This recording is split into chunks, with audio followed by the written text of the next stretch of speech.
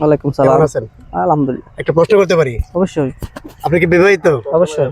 বিবাহিত না? অবশ্যই। আচ্ছা, বিয়ের আগের জীবন এবং বিয়ের পরের জীবন সম্পর্কে যদি কিছু বলতেন, আগে ভালো ছিলেন নাকি বিয়ের পরে ভালো আছেন?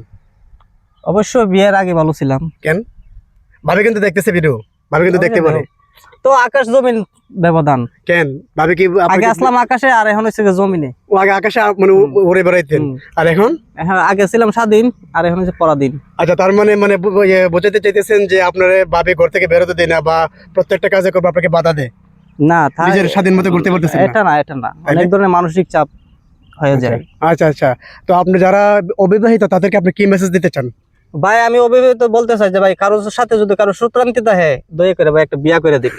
এরা আর মারা লাগবে না ভাই, বিয়া করলে চলবো, তোর বিয়া করে দিলে চলবো।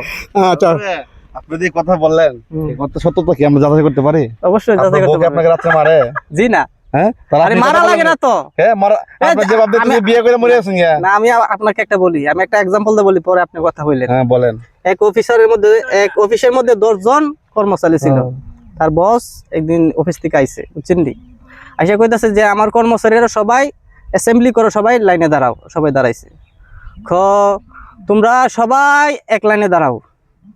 তোমরা যারা যারা সবাই যার যার বরে বই করো, সবাই এক লাইনে দাঁড়াও। আচ্ছা, আর যার যার বরে বই করো না, শুধু একজন আরেক লাইনে দাঁড়াও।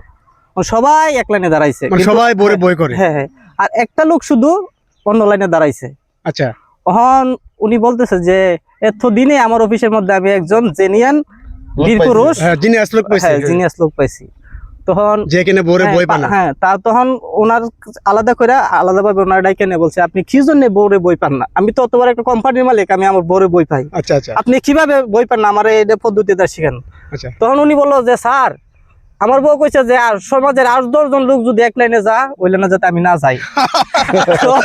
তখন কি জানেন, তখন বলছে যে আসলে এটা যে আপনার চেয়ে আরো বড় বিতু, বরে বই পাই না এমন কোন লোক এই জগতের মধ্যে নাই। আচ্ছা ঠিক আছে ভাই, ভাই ধন্যবাদ। আপনি গোলাম বললেন, এটা আসলে সে গোলাম না, সে বই পায়। সবাই গোলাম। ঠিক আছে, ধন্যবাদ, ভালো থাকবেন ভাইজান। ধন্যবাদ। ঠিক আছে।